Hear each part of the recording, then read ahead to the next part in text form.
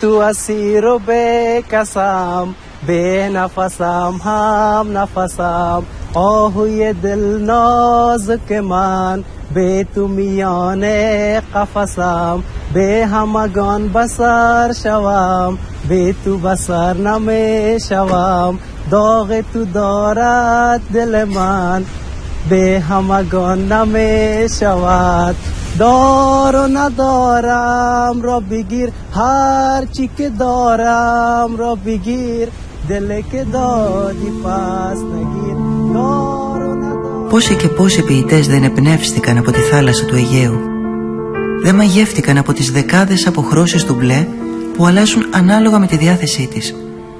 Πόσοι δεν αφουγκράστηκαν τους ήχους της που σήμερα σκεπάζουν κραυγές απεγνωσμένων ανθρώπων. Και οι κραυγές γίνονται θρήνος και ύστερα τραγούδι, ύμνος στη ζωή, στον έρωτα, στην αγάπη. Αυτό το παιδί δεν είναι ένας ακόμη αριθμός στη λίστα με τα χιλιάδες ασυνόδευτα παιδιά που περιπλανώνται σε άγνωστους δρόμους, ζώντας κάθε στιγμή αμέτρητους κινδύνους, με την ελπίδα να βρουν το μονοπάτι που θα το οδηγήσει σε έναν ελεύθερο κόσμο, όπου θα μπορέσουν επιτέλους να ονειρευτούν, όπως όλα τα παιδιά του κόσμου. Ο Φέζη δεν είναι απλά ένας ακόμη αριθμός. Έχει πρόσωπο, έχει όνομα. Και όταν του ζήτησα να μου πει κάτι για την πατρίδα του, εκείνος διάλεξε ένα τραγούδι ερωτικό. Γιατί ο έρωτας, η αγάπη είναι αυτά που γλυκαίνουν την ψυχή, απαλύνουν τον πόνο, κάνουν τους ανθρώπους να αντέχουν, να παλεύουν, να πέφτουν και να ξανασηκώνονται. Κάθε φορά πιο δυνατοί. I'm from Afghanistan. From Afghanistan to border of Pakistan and from border of Pakistan to Iran, from Iran to Turkey and from Turkey by boat. From the sea we came to here to Greece. I spent more than $2,500 to come to here from Afghanistan to here. Πόσο καιρό βρίσκεσαι στην Ελλάδα? 25 days. It's the 25 days. I'm in Greece, yeah. Where is your family? My family is in Afghanistan. Κάθε ένα από τα παιδιά έχει ζωγραφίσει μία ζωγραφιά από αυτές. Αυτήν εδώ είδα πρώτα. And you said, είπες ότι είναι δική σου. Εσύ την έχεις ζωγραφίσει αυτή?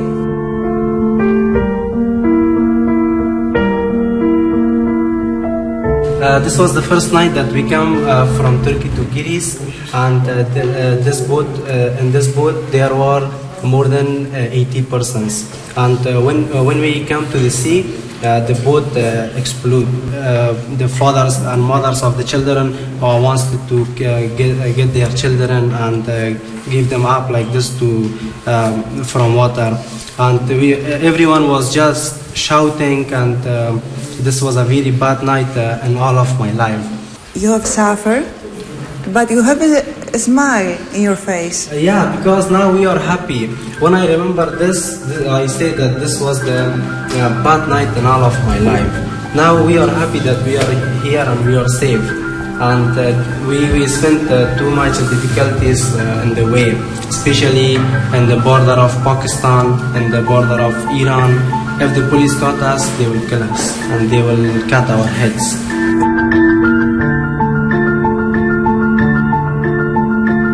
Χαιρόμαστε που η αγκαλιά του σπιτιού μας είναι τόσο μεγάλη που χωράει όποιον το έχει ανάγκη, γεμίζοντάς τον συναισθήματα ανακούφισης συμπαράστασης. Τους συμπονούμε και προσπαθούμε να τους βοηθήσουμε όπως μπορούμε. Και το πιο σημαντικό, να μην νιώσουν ότι το φως της ζωής τους χάνεται και η ελπίδα τους αργοσβήνει.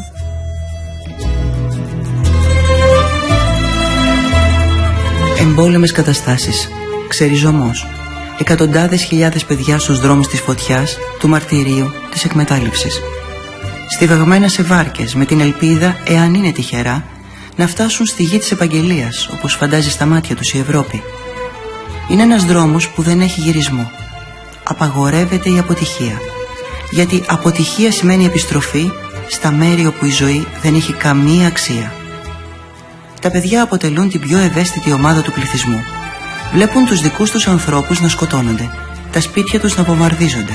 Φέρουν τραύματα είτε ψυχικά, είτε σωματικά, είτε και τα δύο. έχουν καταστεί ευάλωτα στις χειρότερες μορφές εκμετάλλευσης, συμπεριλαμβανομένης της παράνομης παιδικής εργασίας, της στρατολόγησης σε ένοπλες ομάδες, των πρόωρων γάμων, της σεξουαλικής κακοποίησης και άλλων μορφών έκφυλης βίας. Πρόσφατα η Europol ανακοίνωσε ότι 10.000 παιδιά έχουν χαθεί στην Ευρώπη τους τελευταίους 18 έως 24 μήνες. Στη χώρα μας, σύμφωνα με στοιχεία της ελληνικής αστυνομίας, τα 2 τελευταία χρόνια έχουν εξαφανιστεί περισσότερα από 1.000. Σήμερα, 1 στους 3 πρόσφυγες είναι παιδί.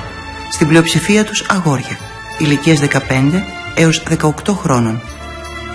Ο πατέρας Αντώνιος και πάλι αποφάσισε να σταθεί κοντά στα παιδιά που έχουν ανάγκη, δίνοντας καταφύγιο στα προσφυγόπουλα που κατάφεραν και βγήκαν ζωντανά από τη θάλασσα του Αιγαίου. Μέχρι σήμερα, περισσότερα από 150 ασυνόδευτα παιδιά έχουν περάσει τις πόρτες της κυβωτού του κόσμου Αιγαίου.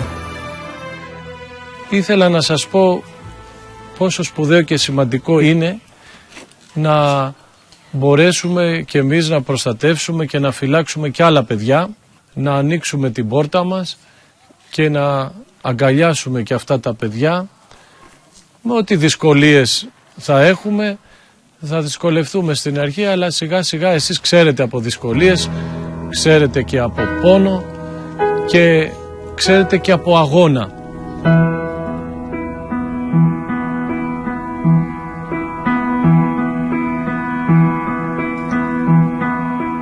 Πότε ξεκίνησε να λειτουργεί η Κιβωτός? Εδώ στο Αιγαίο στοιχείο έχουμε 4 χρόνια, αν συνυπολογίσουμε και τα 2 χρόνια που φέρναμε τα παιδιά, όλα τα παιδιά της Αθήνας, από όλα τα σπίτια φιλοξενίας, για να κάνουν τις διακοπές τους, αφού προηγουμένως έπρεπε να ανακαινήσουμε και να φτιάξουμε όλο αυτό το χώρο που τον παραλάβαμε σε πολύ κακά χάλια. Και βλέπετε ότι αυτή τη στιγμή είναι ένας μικρός παράδεισος. Έχετε κάνει θαύματα. Που μπορούν να τον απολαύσουν τα παιδιά, τα τυραννισμένα παιδάκια. Από την έναρξη του πολέμου στη Συρία το 2011 έχουν πάρει το δρόμο της προσφυγιάς περισσότεροι από 4.600.000 άνθρωποι. Μέχρι το 2015 είχαν περάσει στην Ελλάδα περίπου 800.000, προερχόμενοι όχι μόνο από τη Συρία, αλλά και από άλλες χώρες όπως το Αφγανιστάν και το Πακιστάν, ανάμεσά τους και χιλιάδες ασυνόδευτα παιδιά.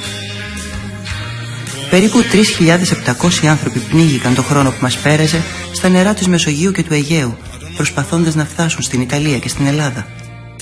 Οι δομές φιλοξενίας στην Ελλάδα δεν επαρκούν. Αυτή τη στιγμή υπάρχουν 17 ξενώνες όπου μπορούν να φιλοξενήσουν μέχρι 432 παιδιά.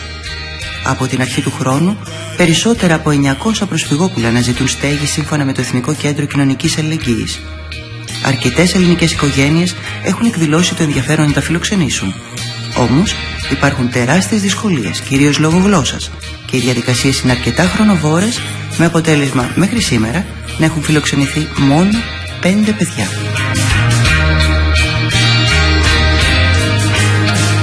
Είναι παιδιά πονεμένα. Αυτό πρέπει να το καταλάβουμε όλοι μας. Αυτός είναι ο κώδικας. Δεν είναι εύκολο, φαντάζομαι, για ένα παιδί να το σπρώχνει ο γονιός του με λίγα χρήματα, να φύγει από κοντά του, να διανύσει το μισό κόσμο, με την ελπίδα, τη μοναδική ελπίδα, μήπως καταφέρει και σωθεί. Πολύ δηλαδή, για τους παιδικούς όμως. Έτσι δεν είναι? Ακριβώς. Δεν είναι παιδιά. Δεν είναι παιδιά. Έρχονται όχι. Και αυτοί είναι άνθρωποι τυραννισμένοι, έχουν μπει σε μια διαδικασία. Τι μπορώ να κάνω εγώ για τη μάνα μου και τον πατέρα μου και την οικογένειά μου πίσω, και έχουν ξεχάσει εντελώς τον εαυτό τους. Άρα η δική μας ευθύνη απέναντι σε αυτά τα παιδιά, τα συνόδευτα παιδιά, όπως τα έχουμε μάθει να τα λέμε και μιλάμε πλέον με αριθμούς. Ναι. Ξεχνάμε ότι είναι ονόματα, άνθρωποι και μιλάμε απλώς για 500, 600, 900 παιδιά. Ακριβώς. Ναι, εδώ είναι η μεγάλη ευκαιρία να μπορέσουμε αυτά τα παιδάκια σε αυτή την ηλικία που είναι, να προλάβουμε να τους θυμίσουμε ότι είναι παιδιά, να παίξουν, να τρέξουν, να αισθανθούν λίγο ξένιαστοι. Αυτό προσπαθούμε εμείς να κάνουμε εκεί που είναι, και γι' αυτό και έχουμε πετύχει έτσι αυτή τη χημεία, το σεβασμό του ενός προς τον άλλον. Και εγώ, ξέρετε, είμαι παπάς. Φανταστείτε τώρα αυτούς τους ανθρώπους που με βλέπουν και δεν ξέρετε τι καλή σχέση έχουμε και πόσο με χαροποιεί και τι όμορφα που νιώθω, ας πούμε, όταν πάω το βράδυ στο σπίτι μου, λέω τι ομορφιά ζήσαμε σήμερα, λέω.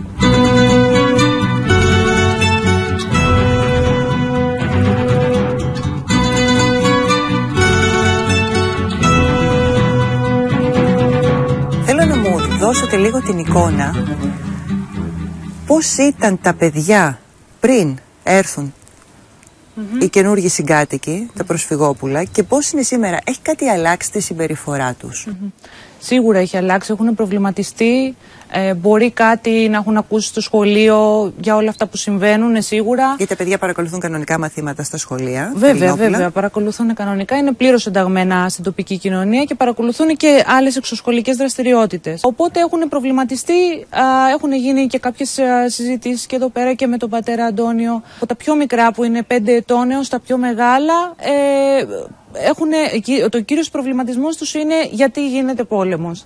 Εντάξει, ένα 5χρονο και πιο μεγάλα παιδιά βέβαια δεν μπορεί να το εκλογικεύσει για ποιο λόγο κάποιος να στρέφεται εναντίον του άλλου. Αυτό όμως που μέσα από τις συζητήσεις έχει ωφελήσει και τα δικά μας τα παιδιά είναι το ότι ό,τι και να συμβαίνει, όποια κακοτοπιά και να έχει περάσει κάποιος στη ζωή του, όπως είναι και αυτός ο πόλεμος, μπορεί πάντα να στέκεται ο ένας συνάνθρωπος δίπλα στον άλλον και να κάνει τον κόσμο καλύτερο. Πολλές φορές αναπτύσσεται ένας διάβλος επικοινωνίας ανάμεσα στα παιδιά, πολύ πιο σωστός, καλός από ότι όταν προσπαθεί ένας μεγάλος να πλησιάσει ένα παιδί. Επιπλέον αυτά τα παιδιά είναι και παιδιά που έχουν περάσει δύσκολα ήδη, έχουν προσωπικά τραύματα και έρχονται αντιμέτωπα με κάποια άλλα παιδιά που δεν μπορούν να μιλάνε την ίδια γλώσσα, την ίδια θρησκεία δεν έχουμε, αλλά βλέπουν ξαφνικά ότι υπάρχει και χειρότερο από αυτό, ενδεχομένως που έχουν ζήσει και αυτά τα ίδια. Έχετε πάρα πολύ δίκιο. Τα παιδιά ακόμα και με το βλέμμα συνεννοούνται. Μπορεί να μην μιλάνε την ίδια γλώσσα, αλλά έχουν όπως το λέτε, κοινά βιώματα. Ναι, υπάρχει ένας κώδικας επικοινωνίας. Και όντως και τα δικά μας τα παιδιά έχουν χάσει μια πατρίδα που ήταν το σπίτι τους με τις αντιξοότητες που αντιμετώπισαν λόγω διάφορων συνθήκων. Έχουν βρει την καινούρια τους πατρίδα εδώ πέρα. Έτσι πιστεύω ότι το βλέπουν και αυτά. Προσπαθούν και οι πρόσφυγες κάπου ένα αγκυροβόλιο τέλος πάντων να αποκτήσουν. Τι βλέπετε στα μάτια τους, στη φωνή τους, σε αυτό που προσπαθούν να περάσουν? Γιατί δεν είναι μόνο αυτά που διηγούνται. Πολλές φορές και από τον τρόπο που κινείται ένα παιδί μπορείς να καταλάβεις το τι μπορεί να έχει περάσει. Φανταστείτε ότι έχω δει συμπεριφορά από τότε που μπαίνουν μέσα μέχρι τώρα, που έχουν ξεσκάσει, να το πω, πάνε, παίζουν το ποδόσφαιρό τους, τρώνε το σωστό τους το φαγητό, υπάρχει μια κουβέντα ανθρώπινη. Βλέπω αλλαγή, φανταστείτε, μέσα στο μήνα δηλαδή που ζουν μαζί μας. Για το πριν, από ό,τι μου έχουν διηγηθεί, μου έχουν πει πολύ άσχημες ιστορίες. Άλλος έχει χάσει και τους δυο του γονείς, άλλος προσπαθεί εναγωνίως να βρει κάποιους συγγενείς που είναι σε κάποια ευρωπαϊκή χώρα. Δυστυχώς ο καθένας κουβαλάει το σταυρό του.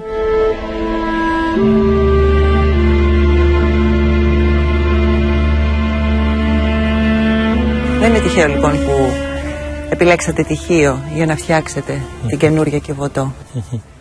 Όχι, δεν είναι τυχαίο. Μια και κατάγομαι, όπως σας είπα, από εδώ μεγάλωσα. Και... με καταγωγή επίσης από τη Μικρασία. Ναι, Μικρασιάτικη καταγωγή. Πότε ήρθαν οι δικοί σας από απέναντι? Ο παππούς ήρθε το 22. Με τη Μικρασιατική καταστροφή. Με τη Μικρασιατική καταστροφή από τα Ιβαλή.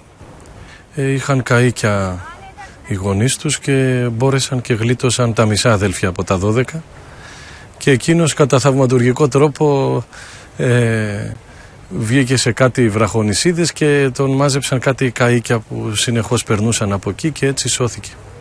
Οι ιστορίες παρόμοιες σε πολλές περιπτώσεις με τις ιστορίες των ανθρώπων που προσπαθούν σήμερα να περάσουν για άλλη μια φορά από τη Μικρά Ασία εδώ. Η διαφορά είναι ότι τότε ήταν δικοί μας άνθρωποι, τώρα δεν είναι. Δεν βρίσκω άλλη διαφορά. Και στις δύο περιπτώσεις άνθρωποι.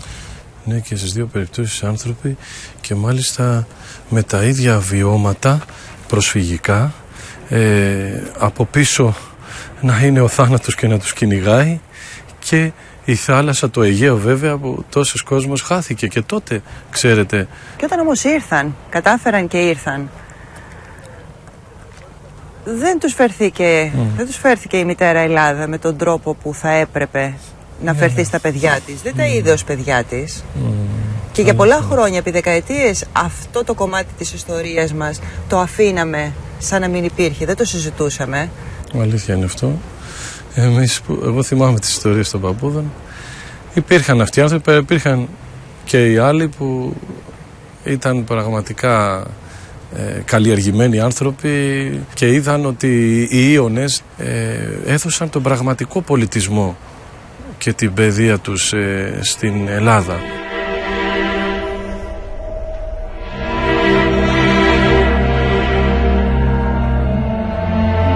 Εδώ έχει πάρα πολύ καλή ορατότητα. Φαίνεται πεντακάθαρα ο Τσεσμές. Η πόλη της Χίου, το λιμάνι της Χίου, ναι. Και ακριβώς απέναντι ναι, η Κρίνη. Τόσο κοντά είναι η Κρίνη. Μα όταν υπάρχουν τα καραβάκια η απόσταση είναι πάρα πολύ μικρή, είναι 40 περίπου λεπτά, 30-40 λεπτά. Και λιγότερο, ναι. Όταν ήμουν ένα μικρό παιδί, φανταστείτε, είχε μετρημένα φωτάκια, δεν φαίνονταν. Τώρα έχει γεμίσει σχεδόν και υπάρχουν και πολλές ανεμογεννήτριες απέναντι. Μετανάστες και πρόσφυγες γίναμε πολλές φορές. Ιστορίες περνούν από γενιά σε γενιά. Τόποι και θύμησες πληγώνουν ακόμη και σήμερα, ενώ οι ξεθοριασμένες από το χρόνο φωτογραφίες περιμένουν ένα βλέμμα, ένα άγγιγμα να ζωντανέψουν και πάλι. Είναι η ιστορία ενός λαού που δεν έχει μόνο χρυσές σελίδες, αλλά και γκρίζες, όσο και αν κάποιες φορές πιο βολικό να τις παρακάμπτουμε.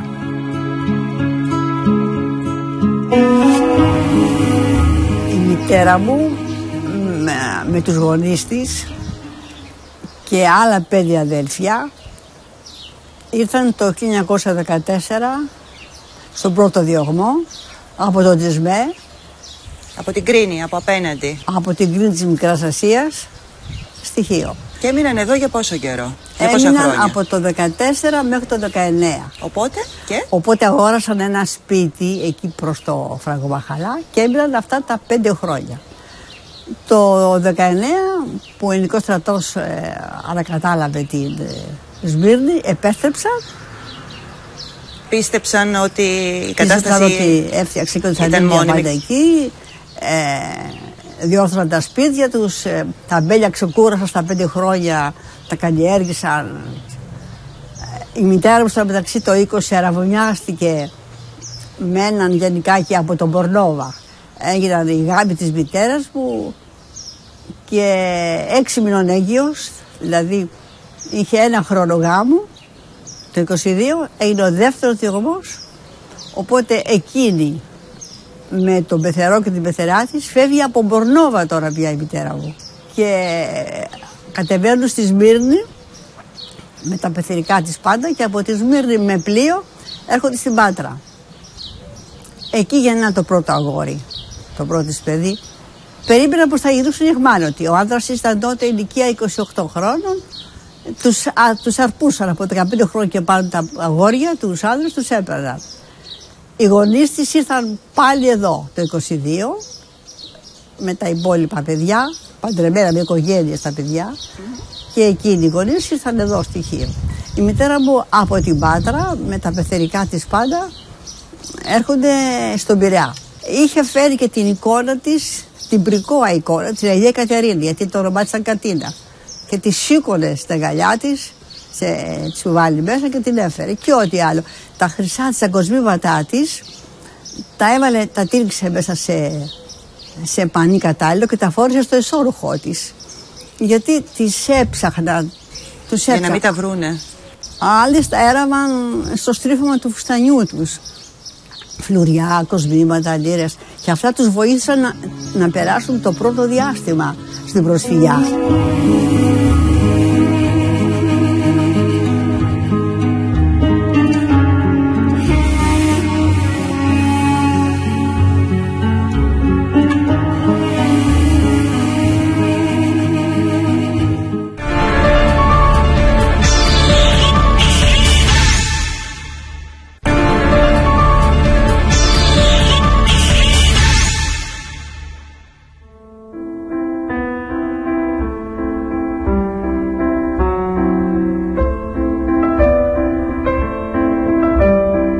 προτζέκτορες, τι δείχνει?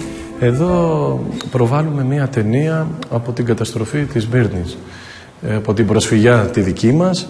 Για να μην ξεχνιόμαστε. Ναι, και να δείξουμε και στα παιδιά ότι κάπως καταλαβαίνουμε και αισθανόμαστε, μια και οι δικοί μας οι παππούδες, συγκεκριμένα και οι δικοί μου, ήταν πρόσφυγες. Να ρωτήσουμε λοιπόν ποιο παιδί από αυτά που έχουμε εδώ είδε την ταινία αυτή και τι συναισθήματα του δημιούργησε. We watched the movie. The situation was very bad, and I was very upset to see the movie because of the people, because there were children, women, everyone was in a very bad situation. Ίδιοι οι δρόμοι. Μόνο τα χρόνια και οι άνθρωποι αλλάζουν, η όψη και η γλώσσα. Στα ίδια παράλια από τα οποία κάποτε έφυγαν Έλληνες για να βρουν καταφύγιο στη μητέρα πατρίδα, σήμερα συνοστίζονται πρόσφυγες που εμπιστεύονται τις ζωές τους στα χέρια δουλεμπόρων. 1,5 εκατομμύριο πρόσφυγες εγκαταστάθηκαν στην Ελλάδα μετά τη μικρασιατική καταστροφή, από τα παράλια, τον Πόντο και την Ανατολική Θράκη. Άνθρωποι με μόρφωση, παιδεία, που διατηρούσαν επιχειρήσεις, με μεγάλη οικονομική επιφάνεια, αναγκάστηκαν να ξεπουλήσουν ό,τι κατάφεραν να διασώσουν, όπως ασημικά, κοσμήματα, σερβίτσια, για ένα κομμάτι ψωμί. Και βρέθηκαν από τα αρχοντικά που κάποτε είχαν σε πλισταριά, σε μαγειρία, ακόμη και να πλένουν σκάλες για να ζήσουν τα παιδιά τους. 1 στους 3 κατοίκους στην Ελλάδα εκείνη την εποχή ήταν πρόσφυγας. Ο εκνευρισμός που ένιωσαν αρχικά οι ντόπιοι πήρε σύντομα τη μορφή εχθρότητας. Και μάλιστα έφτασαν στο σημείο να αμφισβητούν ακόμη και την ελληνικότητα των προσφύγων.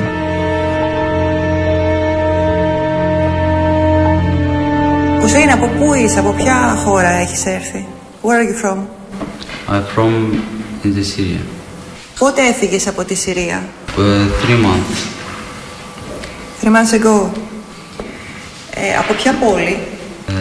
Damascus, but I born in Damascus, but my state is Halab, Aleppo. Χαλέπι. Θέλω να μου μιλήσεις λίγο για τη διαδρομή σου. Πώς το αποφάσισες να φύγεις μόνος σου και τι δυσκολίες αντιμετώπισες? Because I can't study in Syria because he firing to school. Yes, it is very dangerous for the people.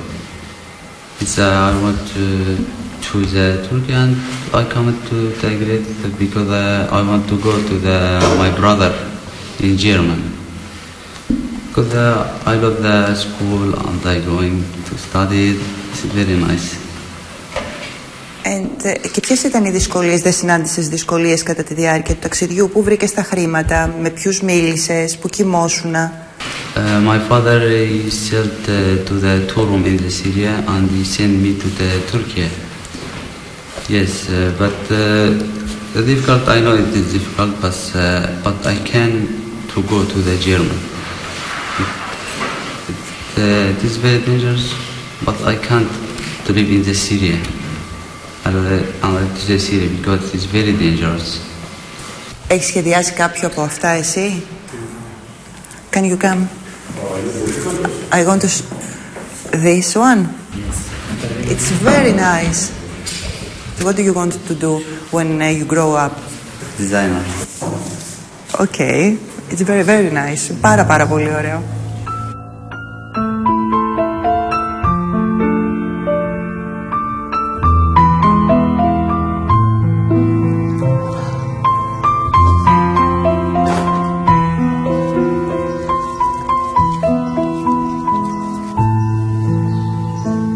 Εγώ εδώ είμαι μικρό κοριτσάκι στο δημοτικό.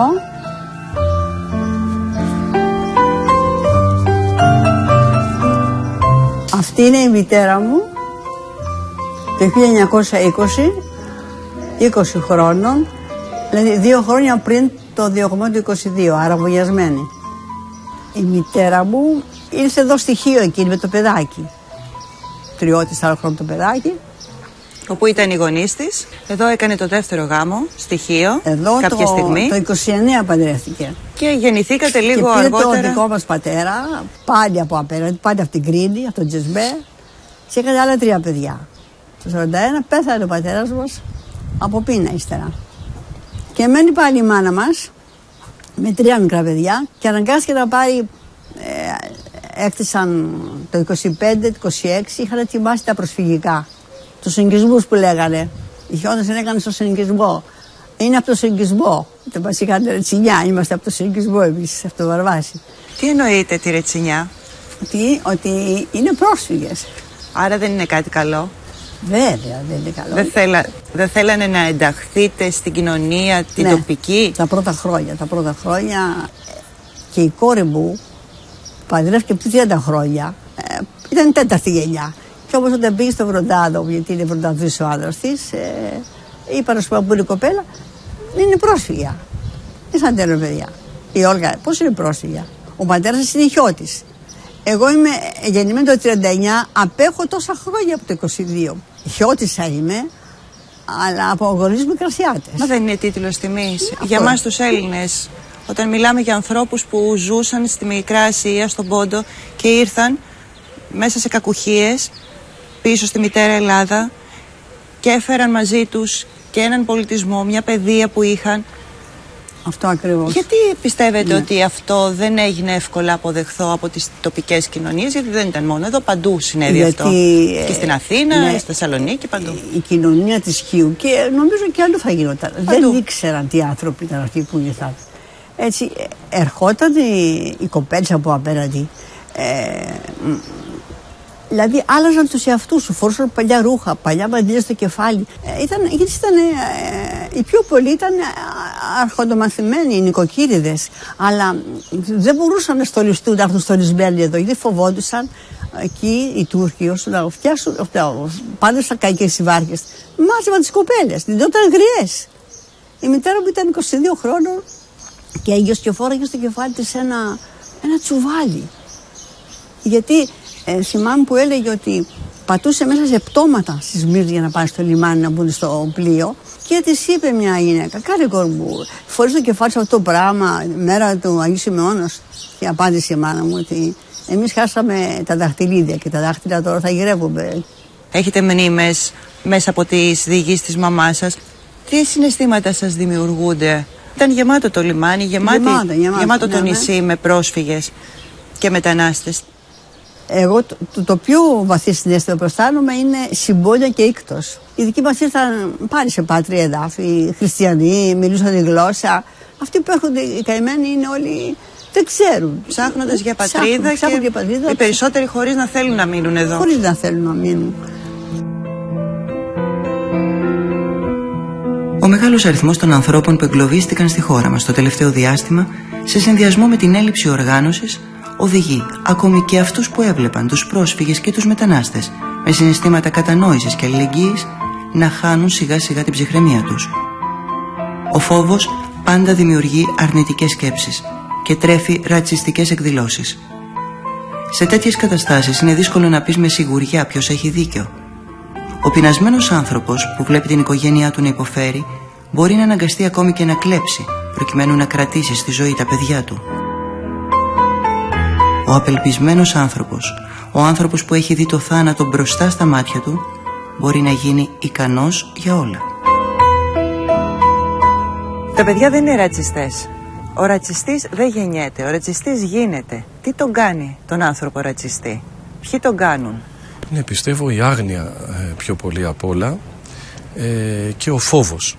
Η άγνοια που προκαλεί το φόβο και από εκεί και πέρα στερεί την αγάπη. Όταν έχεις τέλεια αγάπη δεν φοβάσαι τίποτα.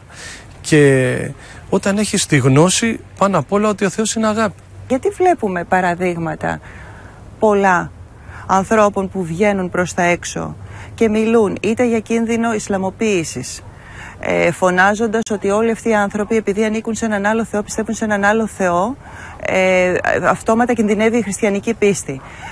Βλέπουμε παραδείγματος χάρη ιερείς όπως ο ιερέας στη Βέρεια να πρωτοστατούν σε επεισόδια ενάντια στους πρόσφυγες. Κοιτάξτε, πάντα υπάρχουν και εξαιρέσεις. Ένα είναι το Ευαγγέλιο όμως. Τώρα προσωπικά οι άνθρωποι που έχουμε και αδυναμίες και όλα αυτά ως άνθρωποι πέφτουν και σε λάθη, ναι. Από εκεί και πέρα όμως θα πρέπει εμείς να δείξουμε το παράδειγμα και να προχωρήσουμε. Και εμείς, ξέρετε, έχουμε... Λάθος είναι να διαχωρίζεις τους ανθρώπους ανάλογα με το θρήσκευμα ή το χρώμα. Ναι, βέβαια είναι λάθος. Θέλω να πω, ένας ιερωμένος ή ένας άνθρωπος που λέει ότι είναι χριστιανός, που διατείνεται ότι είναι χριστιανός, μπορεί να κάνει 100 λάθη ως άνθρωπος, αλλά μπορεί να λέει αυτό το τρομακτικό πράγμα, ότι αυτός δεν... Γιατί βοηθάτε τα παιδιά, ναι, τα προσφυγόπουλα, και δεν βοηθάτε, αν μπορείτε, τα ελληνόπουλα? Αυτός ο διαχωρισμός, ο απίστευτος, που βγαίνει από τα όρια της λογικής, τα ανθρώπινα, πώς γίνεται από κάποιον που λέει ότι είναι χριστιανός? Ναι. Δυστυχώς γίνεται, γιατί υπάρχει αυτός ο φόβος. Ο φόβος και ότι έχεις αυτή την ανασφάλεια για τον εαυτό σου, για τον πολιτισμό σου, για την πίστη σου. Δεν υπάρχει μεγαλύτερη απόδειξη αθείας το να προσπαθείς να πείσεις και να προστατεύσεις την πίστη σου. Η πίστη μας δεν χρειάζεται προστασία. Την πίστη τη βιώνεις.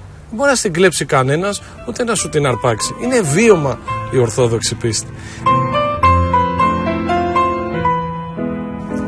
Πώς αντέδρασαν οι κάτοικοι των νησιών? Εμείς είδαμε κάποιες εικόνες στην τηλεόραση, κάποιες πιο τραβηγμένες σκηνές και εικόνες και λόγια που ακούστηκαν. Η δική σας αίσθηση από όσα ακούτε και ζείτε ο ίδιος, ποια είναι? Πρόκειται για κλειστές κοινωνίες, αφέστατα. Ναι, ακριβώς, ναι. Υπάρχουν και οι μεν και οι δε, σίγουρα, όπως υπάρχουν παντού.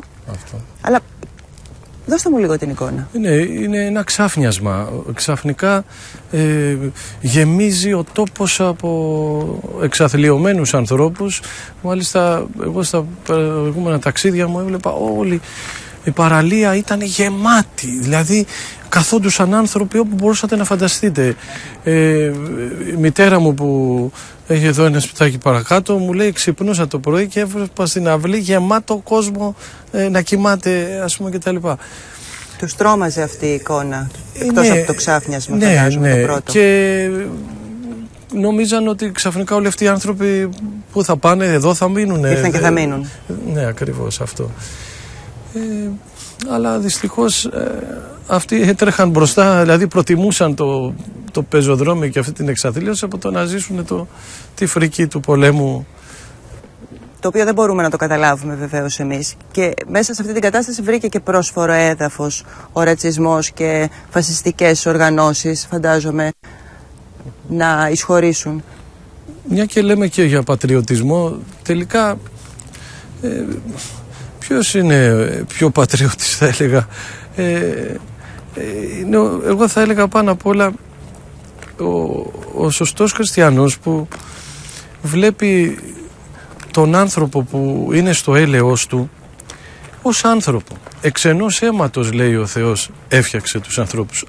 Εμείς έχουμε εθελοντές εδώ από το νησί που αγαπούν το έργο, έρχονται και θα σιδερώσουν και θα πλύνουν. Μα τους είδαμε και πάνω. Ευτυχώς που υπάρχουν αυτοί οι άνθρωποι. Ακριβώς. Στηριζόμαστε, όλοι στηριζόμαστε σε αυτούς, και εσείς στηρίζεστε, γιατί στηρίζεστε στην ιδιωτική πρωτοβουλία. Ακριβώς. Δεν υπάρχουν επιχορηγήσεις κρατικές. Εμείς δεν έχουμε πάρει ποτέ κρατικά χρήματα, ούτε για τα παιδιά τα δικά μας, εδώ ούτε για τα προσφυγάκια που μας ήρθαν τώρα.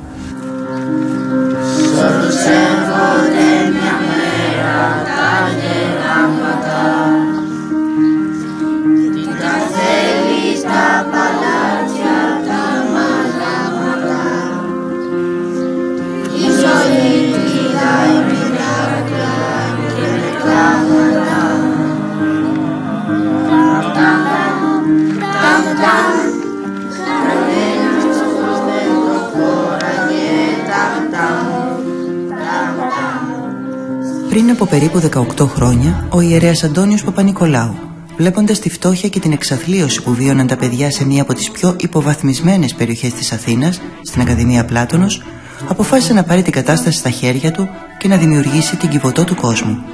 Ένα καταφύγιο αγάπης που φροντίζει περίπου 400 παιδιά, ενώ πολύ μεγαλύτερος είναι ο αριθμός των παιδιών και των οικογενειών τους που έχει στηρίξει μέχρι σήμερα σε θέματα σύντησης, εκπαίδευσης αλλά και σε οικονομικό επίπεδο.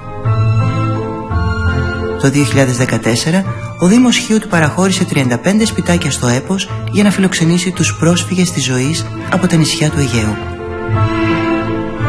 Το έργο της Κιβωτού του Κόσμου αναγνωρίστηκε και τιμήθηκε πολλές φορές. Το 2003 βραβεύθηκε από το Ευρωπαϊκό Παρατηρητήριο ως το φωτεινότερο παράδειγμα ενάντια στο ρατσισμό και την ξενοφοβία, ενώ λίγα χρόνια αργότερα και από την UNESCO. Ο πατέρας Αντώνιος έχει βραβευτεί τόσο από τον πρόεδρο της Δημοκρατίας όσο και από την Ακαδημία Αθηνών για την προσφορά του στα παιδιά που έχουν ανάγκη. Τα προσφυγόπουλα με το που θα φτάσουν περισυλλέγονται και οδηγούνται προς τις αρμόδιες αρχές, οι οποίες θα κάνουν την καταγραφή τους. Από εκεί πέρα όποια παιδιά εντοπιστούν τα οποία είναι ανήλικα και ασυνόδευτα, μπαίνουν στη διαδικασία του να έρθουν στις δικές μας εγκαταστάσεις πάνω στο έπος και να φιλοξενηθούν. Και ξεκινάει η διαμονή τους η προσωρινή, γιατί τα παιδιά παραμένουν σε εμάς μέχρι να βρεθεί ένα μόνιμο πλαίσιο. Εδώ πέρα στεγάζεται η κοινωνική μας υπηρεσία, η οποία ασχολείται με το να βοηθάει όλες εκείνες τις οικογένειες της τοπικής κοινωνίας που αντιμετωπίζουν δυσκολίες. Ο πώς της Κιβωτού είναι να βοηθήσει τις οικογένειες σε ανάγκη, με κάθε ανάγκη που θα προκύψει, με κάθε βοήθεια, πάντα με γνώμονα την αξιοπρέπεια των οικογενειών αυτών. Χαλέπι, Συρία. Ένας προορισμός για τους Έλληνες πρόσφυγες σε δύο διαφορετικές χρονικές περιόδους, το 23 και το 39, αλλά και κατά τη διάρκεια της γερμανικής κατοχής. Στη Δαμασκό υπήρχε από το 1917 Σύλλογος Ελλήνων, ενώ το 23 δημιουργήθηκε ο πρώτος πυρήνας της ελληνικής χριστιανικής κοινότητας. Αμέσως μετά συγκροτήθηκε κοινότητα και στο Χαλέπι, που εξελίχθηκε στη μεγαλύτερη της Συρίας. Στο Χαλέπι κατέφυγαν χιλιάδες Έλληνες μετά τη μικρασιατική καταστροφή, με αποτέλεσμα η κατάσταση να γίνει ασφικτική και τα τρόφιμα να έχουν σχεδόν εξαφανιστεί. Στις 31 Μαΐου του 1923, ο πρόεδρος των Ελλήνων στο Χαλέπι αναγκάστηκε να στείλει τηλεγράφημα στον Υπουργό Εξωτερικών στην Αθήνα, ζητώντας να μην έρθουν άλλοι στην πόλη γιατί δεν μπορούσαν να τους συντηρήσουν. Κατά τη διάρκεια της κατοχής, αρκετές οικογένειες που είχαν προορισμό τη Μέση Ανατολή βρήκαν καταφύγιο αρχικά στη Συρία. Μετά το τέλος του πολέμου, οι περισσότεροι από αυτούς επέστρεψαν στην πατρίδα μας. Σήμερα, οι πρόσφυγες από τη Συρία, 5 χρόνια μετά την έναρξη του πολέμου, βλέπουν την ελπίδα για επιστροφή στη χώρα τους να απομακρύνεται, όλο ένα και περισσότερο. Κύριε Τακτικέ, πότε αρχίζει η ιστορία σας? Σε ηλικία? 5 ετών. Χρονολογία? 1942 φύγαμε από το χωριό. Τα Κουρούνια. Και ήρθαμε στοιχείο. Ο πατέρας μου, η μητέρα μου, η μικρή μου αδερφού ενός έτος, μαζί μας ήταν και 2 νέοι. Τώρα ηλικία δεν θυμάμαι, πάντως ο ένας ήταν αντιποπλίαρχος του εμπορικού ναυτικού και ο άλλος ήταν ψαράς, οι οποίοι ήταν και αυτοί που οδηγούσαν τη βάρκα. Η βάρκα με κουπιά σκέτα, δεν υπήρχαν μηχανές. Όταν φτάσαμε λοιπόν στα παράλια της Μικράς Ασίας, ήταν πρωί, υπήρχε ένας παπάς επωνόματι, όπως είπα, παπά Ξενάκης, ο οποίος γύριζε και μάζευε τους λαθρομετανάστες και τους πήγαινε σε ένα άσυλο που είχε δημιουργήσει η Αγγλία. Εκεί υπήρχε φαγητό, μέναμε σε κάτι θαλάμου, συγκεκριμένα απέναντι από τον Άγιο Χαράλαμπο. Όταν πήγα κάποτε στο Τσεσμέ, όλα αυτά τα είδατε? Τα είδα και τα θυμάμαι κιόλας. Τον Άγιο Χαράλαμπο, που είναι η Μητρόπολη του Τσεσμέ, τον είχαν χάνει. Οι Τούρκοι και βάζανε τα άλογα μέσα και η μακαρίτησα, η μητέρα μου, όταν τους έβλεπε ευχές που τους έδινε. Από το Τσεσμέ φύγαμε μετά από 3 μήνες και πήγαμε στη Σμύρνη. Στη Σμύρνη μείναμε 1 εβδομάδα μόνο για να πάρουμε σειρά για να πάμε για τη Συρία. Οπότε ο δικός σας προορισμός ήταν να πάτε τελικά στο Χαλέπι. Εκεί ήταν όλα καλά, μέναμε σε σπίτια κανονικά, πήγα σχολείο, εκεί πρώτο πήγα σχολείο, μείναμε 9 μήνες. Στη Συρία που μείνατε, στο Χαλέπι, υπήρχαν και αρκετοί Έλληνες ακόμα, φαντάζομαι. Οι Έλληνες υπήρχαν από εκεί, ήταν από 4 νησιά, τα 4 νησιά του Αιγαίου. Σάμος, Ικαρία, ναι. Χίος, ναι. και Λέσβος.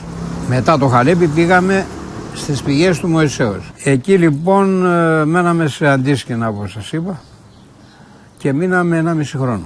Εκεί είχε συσίτιο για όσους θέλανε να τρώνε, ας πούμε, στα συσίτια, και υπήρχε και η δυνατότητα όσοι θέλανε να το παίρνουν εις χρήμα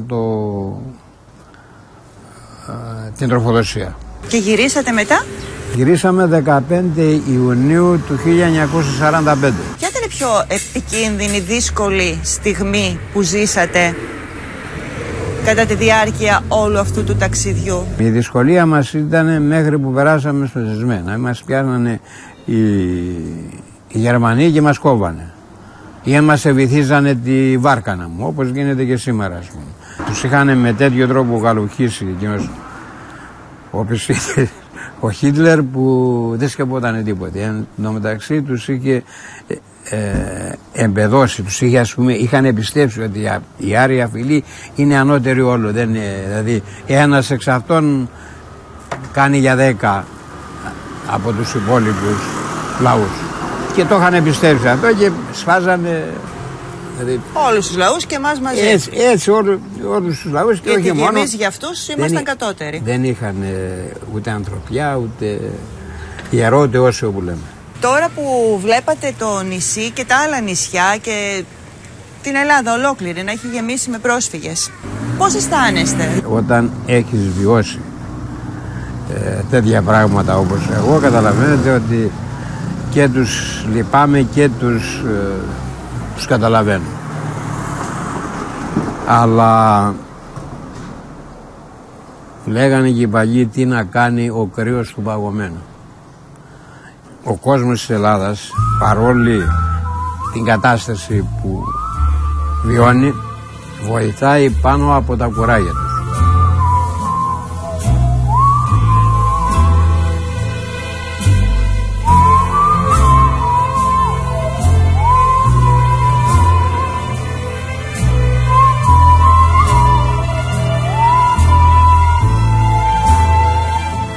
Ευγενία, είσαι δημοσιογράφος. Αν ήθελες να δώσεις ένα τίτλο σε σχέση με αυτά που έχει ζήσει η οικογένειά σου και σε σχέση με το σήμερα, με την κατάσταση που ζούμε σήμερα, τι τίτλο θα έβαζες? Από την προσφυγιά του χτες στην προσφυγιά του σήμερα. Η ιστορία επαναλαμβάνεται. Με άλλα θύματα, τους ίδιους ενόχους. Θέλω να πω ότι εγώ είμαι εγγόνη προσφύγων.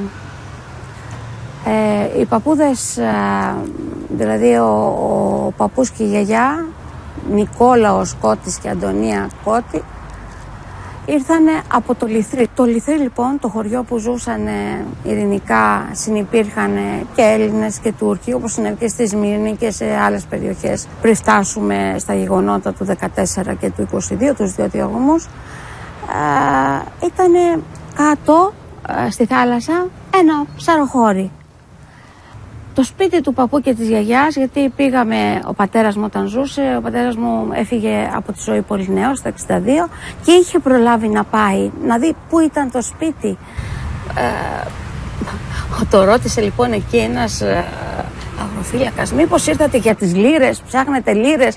Όλοι λοιπόν πίστευαν ότι όποιος πήγαινε απέναντι, το 80, δεκαετία του 80, εγώ ακόμη πήγαινα σχολείο, πήγαινε για να βρει αυτά που είχαν θάψει που θεωρούσαν ότι είχαν θάψει οι Έλληνες πριν φύγουνε, πριν την καταστροφή. Νομίζοντας πάλι ότι θα ξαναεπιστρέψουν. Οι παππούδες πήγανε στα Ψαρά, παππούδες το λέω έτσι, ο παππούς ο Νίκος και η γιαγιά, πήγανε στα Ψαρά το 14 με ένα καϊκάκι που είχανε, κάνανε ένα-δυο παιδιά, δηλαδή η ζωή φαίνεται να πήγαινε μπροστά. Πώς έφυγαν λοιπόν από το 14 και ξαναπήγανε πίσω στο χωριό, στην απέναντι? Το χωριό σήμερα λέγεται Ιλντίρ, αυτή είναι η ονομασία του, και διαβάζοντας συνειδητοποίησα ότι μεσολάβησε η συνθήκη των Σευρών, η οποία έδινε προνόμια στην Ελλάδα. Θεωρούσαν λοιπόν, πήγε και ο ελληνικός στρατός στη Σμύρνη και θεώρησαν λοιπόν ότι να ξαναγυρίσουν σπίτι τους. Ποιος άνθρωπος δεν θέλει να ξαναγυρίσει στο σπίτι του? Εκεί το μισό χρόνο φτιάχνανε, ήταν ερυθρέ, είχε καλό χώμα, φτιάχνανε τούβλα και τα στέλναν και στοιχείο, είχαν εμπορικές σχέσεις και με τυχείο. Έχουμε βρει τούβλα και εδώ και να γράφουν λιθροί με τα αρχικά της οικογένειας.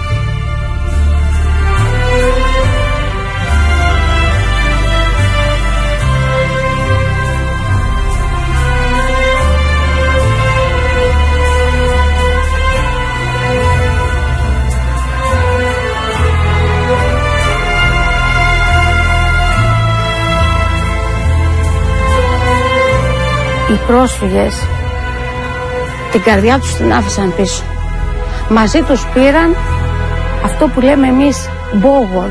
Πήραν λοιπόν ένα παιδί 40 μερό και τα πιο μικρά. Μπήκανε σε ένα καΐκι όπως οι σημερινοί πρόσφυγες και τι είχε μέσα αυτός ο μπόγος? Τα λιγοστά που μπορούσαν να πάρουν. Άφησαν ένα αξιοπρεπές σπίτι εκεί. Είχανε το σπιτικό τους, τη ζωή τους. Όταν πήγα στο χωριό και έβλεπα τη θάλασσα και έλεγα, άραγε όταν μπαίνανε εδώ τη μέρα εκείνη που φεύγανε και μπήκανε στη βάρκα γιατί ερχόταν οι τσέτες, άραγε τι σκεφτότανε? Μιλώντας για την ιστορία της οικογένειάς σου, θέλω να μου πεις τις ομοιότητες που αισθάνεσαι ότι υπάρχουν στο χθες, το δικό μας, και το σήμερα κάποιων άλλων λαών που συναντήθηκαν, γιατί ήρθαν από τους ίδιους δρόμους, από τα μικρασιατικά παράλια και οι δύο. Δεν μπορεί, αυτή η θάλασσα είναι σημαδεμένη. Δεν είναι μόνο τώρα τα μωρά που μένουν στα μάτια μας. Πολλές φορές το χειμώνα, όταν ήταν πιο κακός ο καιρός, άνοιγα την πόρτα του σπιτιού και έβλεπα απ' έξω να περνάνε πρόσφυγες με τα παιδιά στη θάλασσα αυτή που ήταν χαράς. Την είχε τραγουδήσει ο Ελίτης. Πηγαίναμε και καθίζαμε στη θάλασσα και κάναμε όνειρα. Τώρα δεν μπορούμε πια. Είναι υγρός τάφος. Άλλαξε πια η θάλασσα που μεγαλώσαμε και αγαπήσαμε.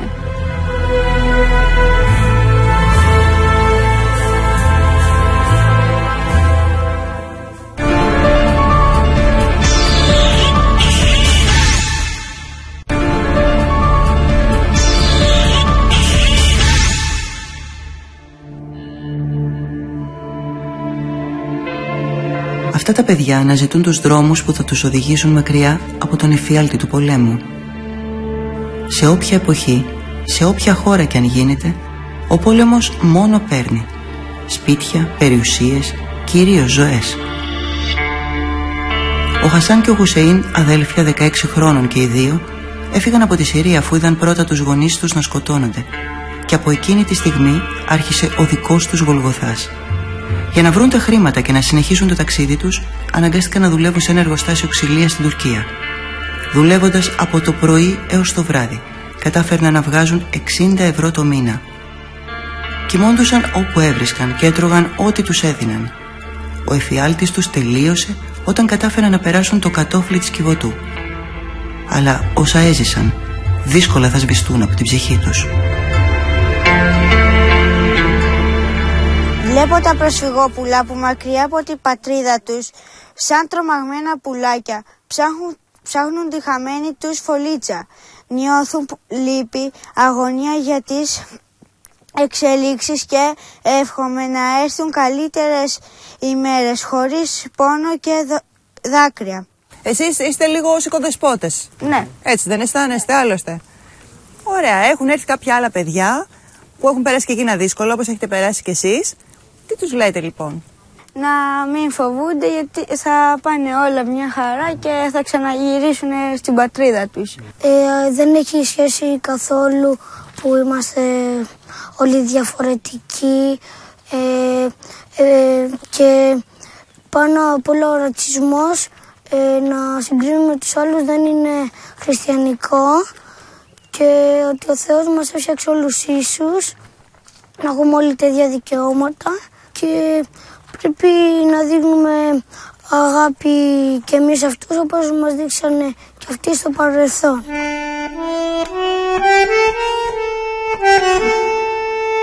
Παντού και πάντα η προσφυγιά είναι ίδια. Ίδιος ο πόνος, ίδια τα συναισθήματα. Και ας είναι άλλο το χρώμα των ανθρώπων, η γλώσσα, ο Θεός που προσεύχονται. Η πίστη και η ελπίδα δίνουν πάντα τη δύναμη στους ανθρώπους για να ξεκινήσουν μια καινούρια ζωή. Οι φωνές αυτών των παιδιών ενώνονται με τις φωνές των προσφύγων που ζητούν βοήθεια, κατανόηση. Σε μια ίστατη προσπάθεια να μην ξεχάσουμε ότι εμείς οι Έλληνες είμαστε πάνω από όλα άνθρωποι. Και ας είναι η ανθρωπιά αυτή τη φορά ο λόγος και όχι η ιστορία των προγόνων μας, που θα μας κάνει να νιώσουμε ότι είμαστε ένας λαός ξεχωριστός. Καλό σας απόγευμα.